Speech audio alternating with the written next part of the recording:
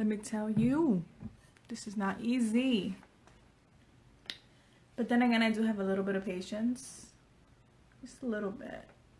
So that gets tested very easily. Just shout out to my bae for sticking by me during this time.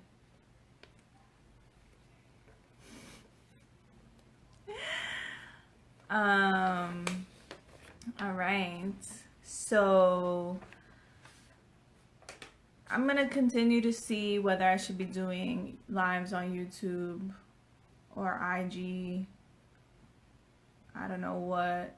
IG seems like the easier place, but I feel like ultimately I want to be on YouTube, so I don't know what would be better. But we're in this journey together. Or are we? Or are we? Sorry, I'm just so frustrated. But we're just gonna take it away. Gonna shake it out a little bit. So today, I wanted to talk about some of the logistical things that happen after somebody dies, whether at home or in the hospital, and some things that you should know or keep in mind when you're arranging a funeral, especially during this time when so many people this was so unexpected and people just didn't have a savings account around this. They didn't expect that people were going to die around them. And so they are looking for like the most affordable options. And I did get this idea from yesterday. I was talking to an organization in Queens where I'll be writing a report or a guide, kind of.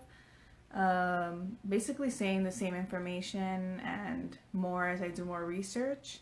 So once that guide is available, I will make it available to everybody, probably on Google Drive or something. I'm not sure.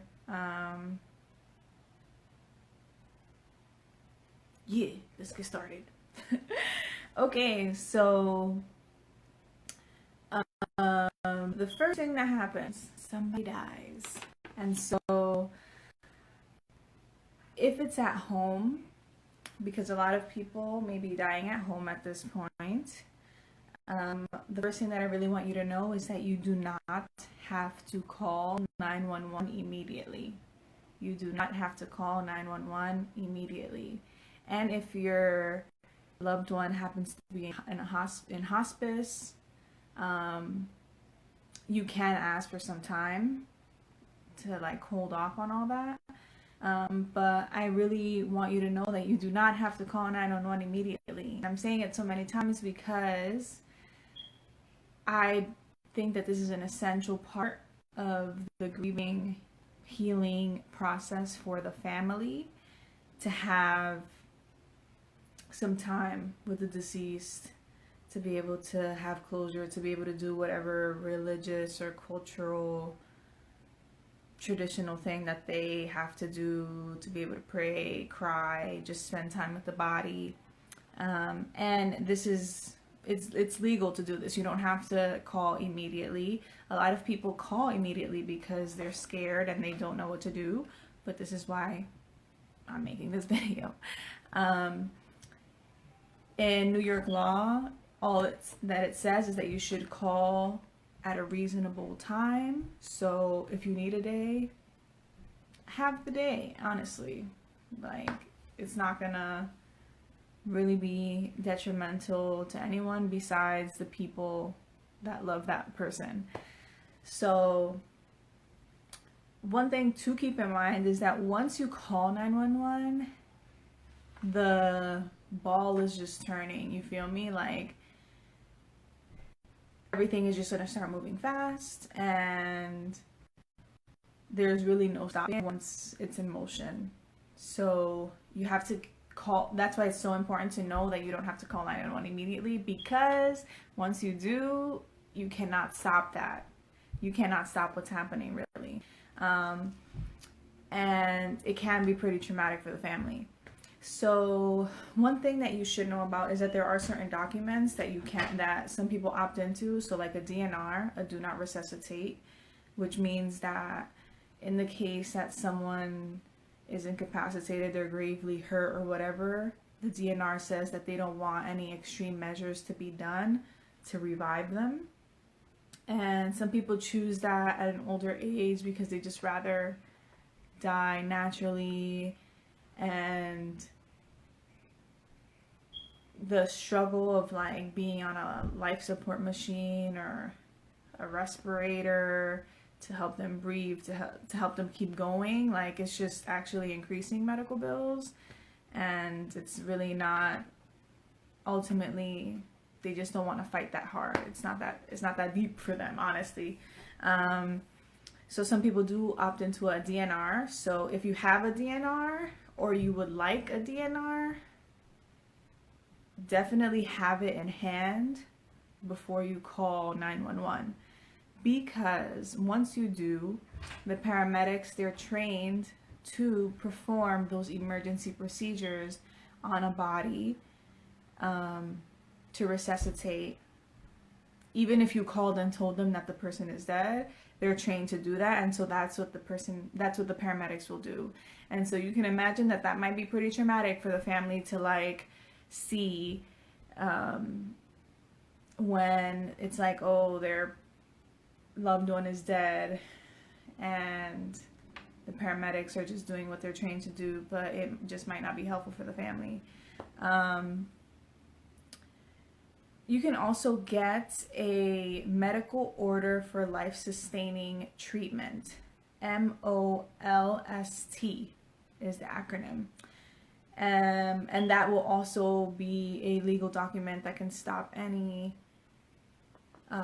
emergency procedures from being done when the paramedics come. So one thing that this also reminds me of is that during this time, this pandemic, there have actually been an increase in suicides, because many reasons, but impending doom, apocalypse kind of vibes, hopelessness. And so there are more suicides. And so in the case that you do find someone at home who had killed themselves, the police will be involved. If a person died from an illness that it was expected, the police won't necessarily be involved. But if it's an unexpected death like an accident or a suicide, then they will be coming to investigate. So you have to keep that in mind and prepare yourself for that. So when the person is deceased and you do choose to keep them at home with you for a couple hours or a day, just make sure that you keep the person lying flat, just for the convenience of the people that will end up transporting the body away, because 2 to 3 hours after a death, rigor mortis sets in. And rigor mortis is basically when all of your muscles lock together, just because of the acid building up in your body, the acidity building up in your body after death. And so your muscles tighten up and you become extremely rigid, hard to move. And so just for the convenience of the funeral director and staff that will be transporting the body, it would be really helpful to keep the body just like lying flat.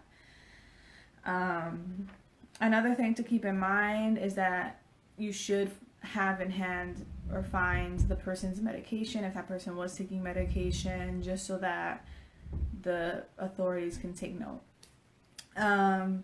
So if the person didn't die in hospice or a nursing home or at a hospital, there will be a licensed professional there to pronounce the death. But if the person dies at home, you will need to still get someone to pronounce the death before the body is taken away by the funeral director. And so you will have to call the person's doctor, or just call a doctor, hospice nurse. Also the medical your local medical examiner and coroner will do those things as well. So no fret, the funeral director could probably help you with that as well. Guide you do that after you call them, if you happen to do it in that order. But that does need to happen in order for the death certificate and for everything to be signed and to be moved, for everything to move forward. And so after you spend time with the body, you get the DNR, you get the meds, you lay the body flat, you then have a chance to call the doctor or whoever to make sure that they know that the person has died and be able to pronounce them dead. You're calling the funeral director, and this is when they'll be transported to get prepared for cremation or burial. So this is the really important part because it's the most costly part.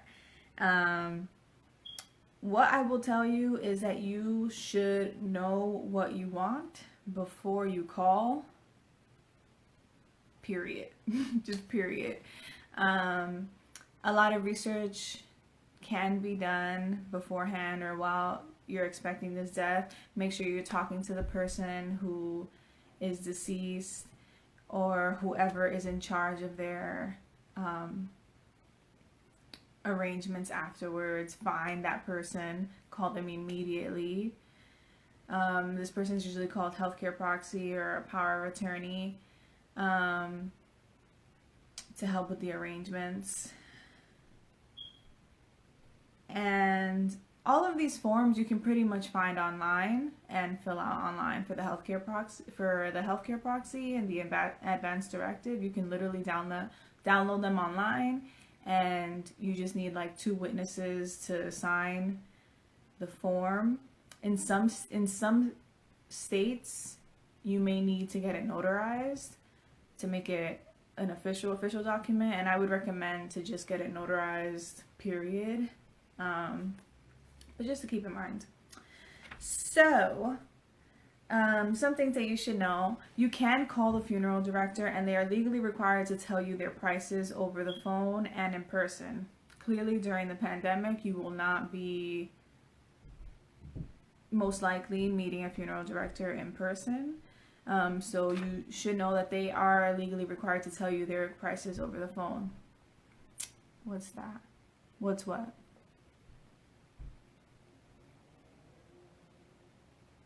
Okay,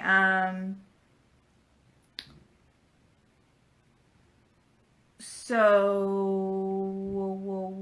I lost my train of thought. Yeah, so they are legally required to tell you their prices over the phone. I'm looking down at my notes because I kept everything to make sure I get through everything. Oh, what is notarized? A notary, they're basically like, I don't know the exact definition, but basically there's somebody who stamps the document and it makes it legally valid.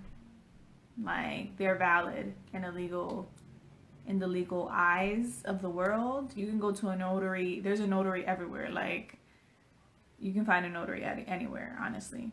But yeah, I know that a notary just is kind of like a stamp that they put on documents to make your joint legally valid.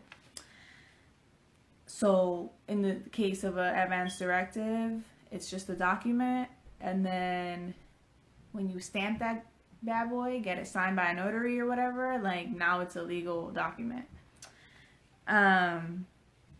Okay, so one thing to keep in mind is that funeral directors, when they come, it might be to pick up the body. You can still ask them for some extra time to spend with the body.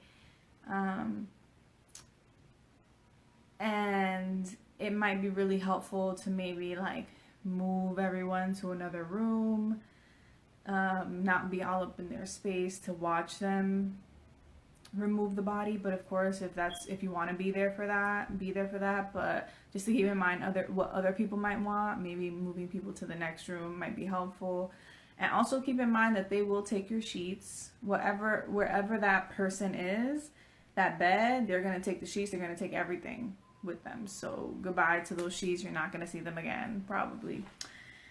Yeah, and then after that, obviously you should call whoever needs to be called. And remember, you should take your time. So you don't need to call people in the middle of the night. You don't need to call people during dinner. Like, just take your time and call family members and relatives after. Some institutions that you should call a couple days after are the bank, the life insurance, the company to make sure you collect on that, Social Security. You should definitely call any religious or military or fraternal group that that person may have belonged to, because they can probably assist with funeral costs. And funeral costs is something that, unfortunately, it's just expensive. It's just expensive. And there's no government assistance in that, really. There's no Medicaid coverage for low income. You can set aside money through Medicaid for your funeral costs, but they won't directly help you. There's just no funding for it. It really just has to come out of the person's pocket, essentially. And that's why it's so important for us to plan and talk about these things beforehand, because once it hits, it's just like traumatic emotionally, financially, in all the ways. Okay, so making the actual arrangements, there are some things that I really want you all to know that could help reduce the cost, or just some cost things that you may not think of or expect.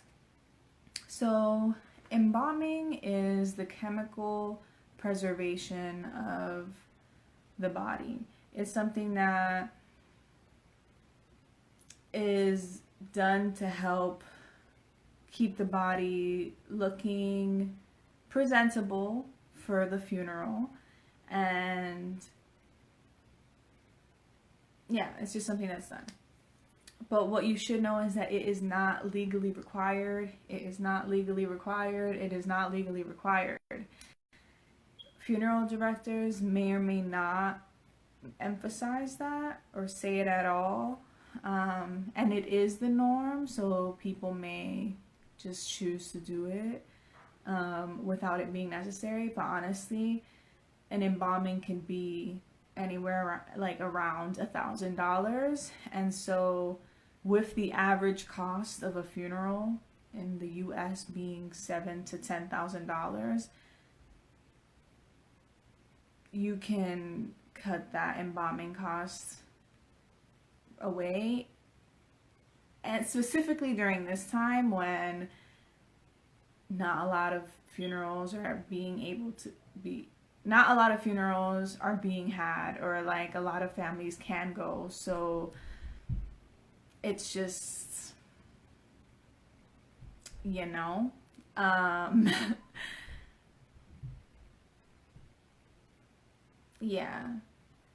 At this point in time, it's with large gatherings not being allowed. It's 10 people or less at a funeral. I don't even know if that's changed.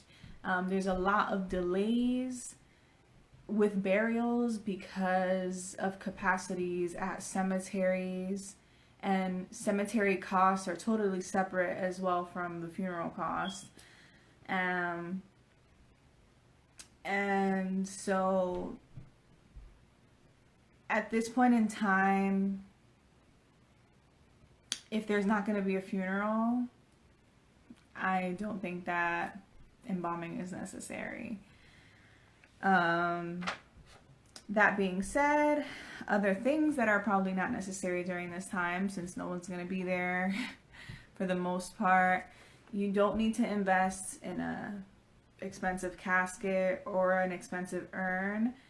There is absolutely 100% an alternative container provided, and this alternative container for a casket is typically a wooden box, cardboard box. It's a wooden box. And for the urn is a cardboard box or a plastic baggie. And so it's probably not the most aesthetically pleasing thing, but it's significantly cheaper, especially during this time.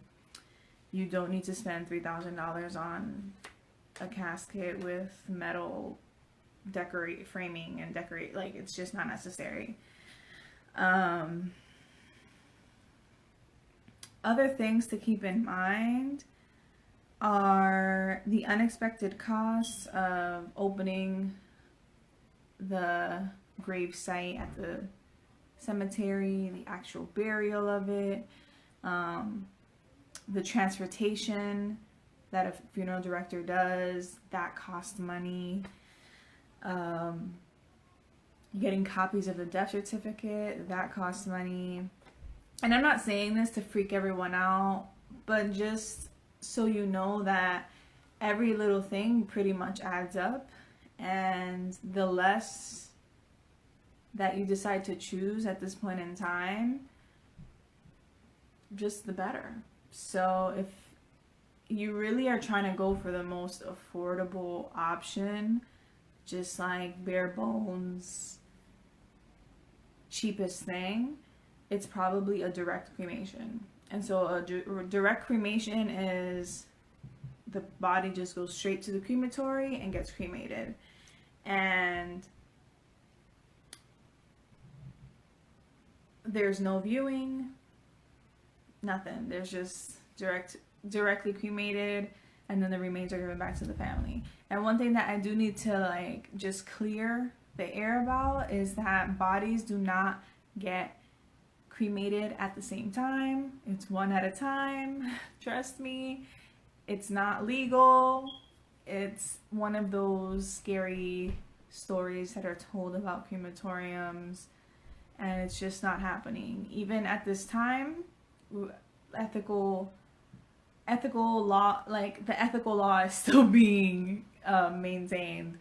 So just don't worry about that. You are getting grandma's ashes, like that's really her. And with even cremation, there is a metal tag that goes with people. And so yeah, now I'm trying to think if that was a California thing or if that applies to all of the states, the metal tag.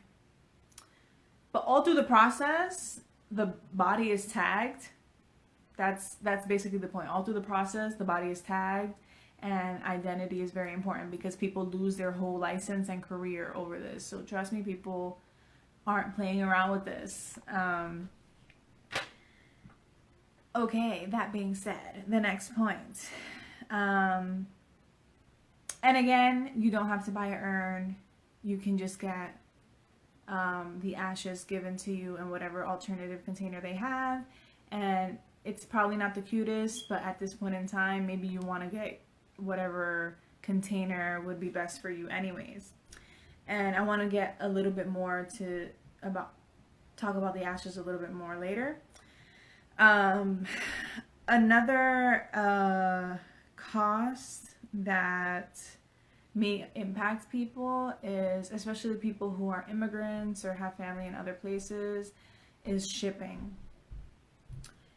So when you are shipping a body across state lines or internationally, embalming is required for safety reasons. And so it's just a law. For the most part, you really don't have to embalm. In most cases, you don't have to choose embalming unless it's required by law. So for Jewish communities, it's against the religion to basically do anything with the body. But if the body were to be transported back to Israel, then there or wherever, like there needs to be that exception made. So that's just putting that out there. So if you were to transfer a body across the state lines, it could be anywhere between $275 to $1,500, and it really depends on distance and the weight and the travel costs.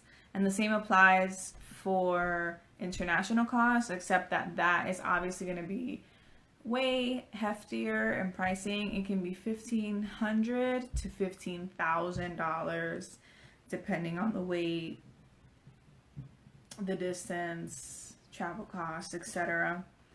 And for shipping, the U.S. consulate does need to be contacted, and so there just may be major delays because of that, because of the pandemic. In general, there's just a lot of major delays because of the pandemic.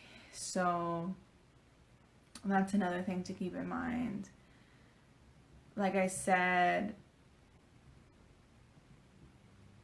cemeteries, funerals, they also are people, they also have a limited staff.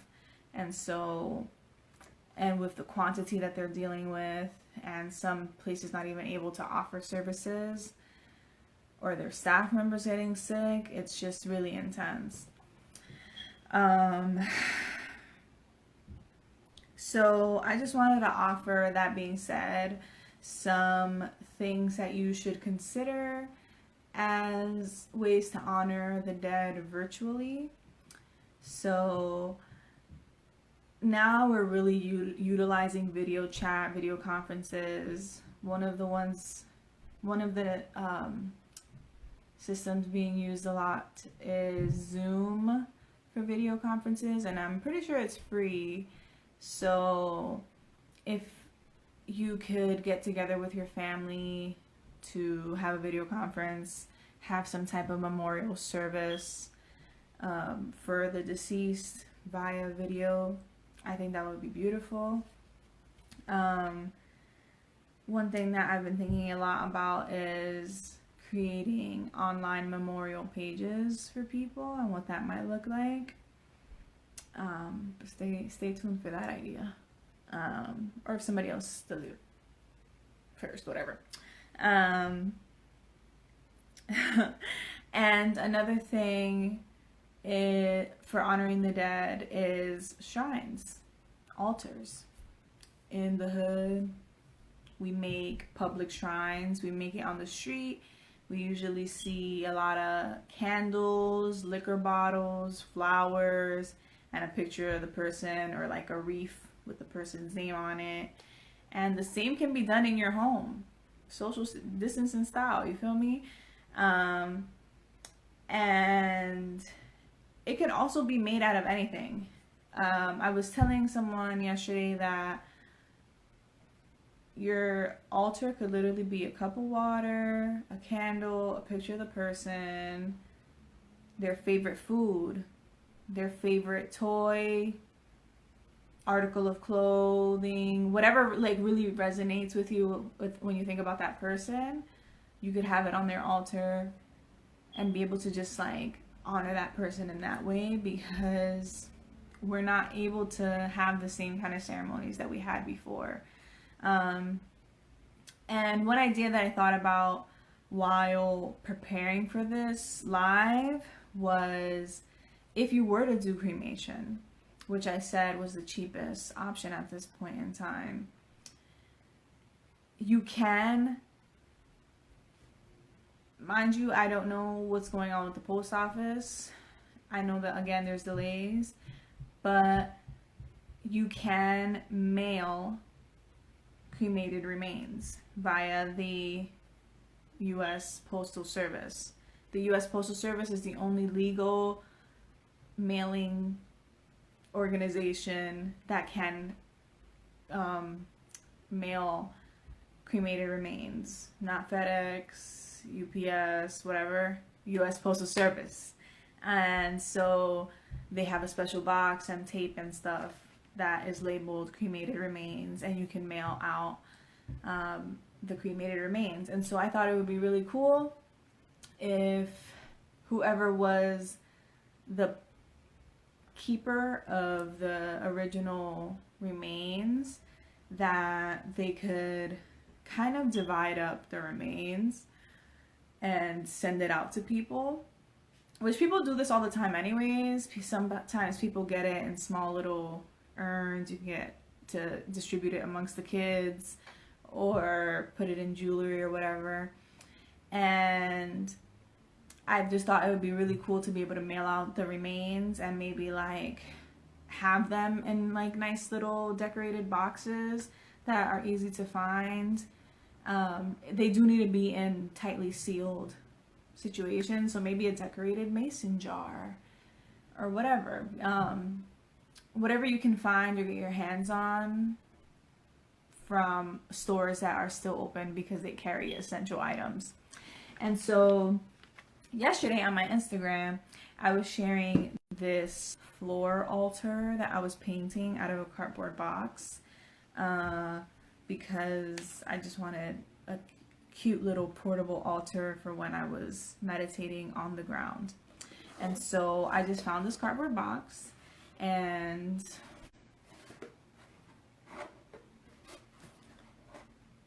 I just started painting it. And I wanted each side to be able to have a different vibe for whatever my mood was. And so, yeah, as you can see, there's a different vibe in every single side. And this is incomplete. It's incomplete.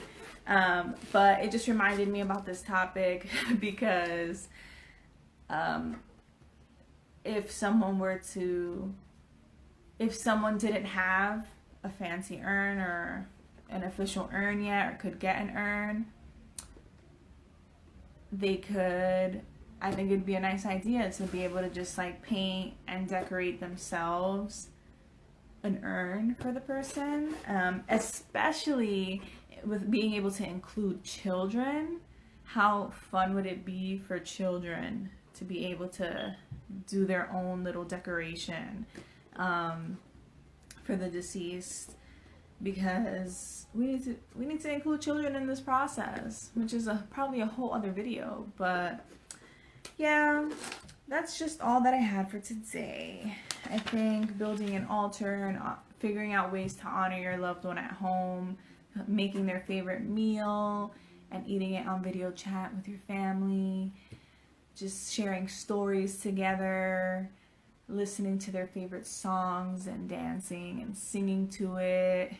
I think that there's 1,000,001 ways that we can honor your loved one at home and get super creative during this time where we're just stuck at home and it feels just like everything that we're doing down to the funeral is just like impacted. And so I hope that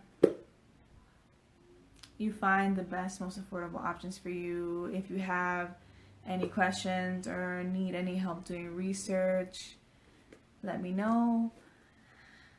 I will do my best.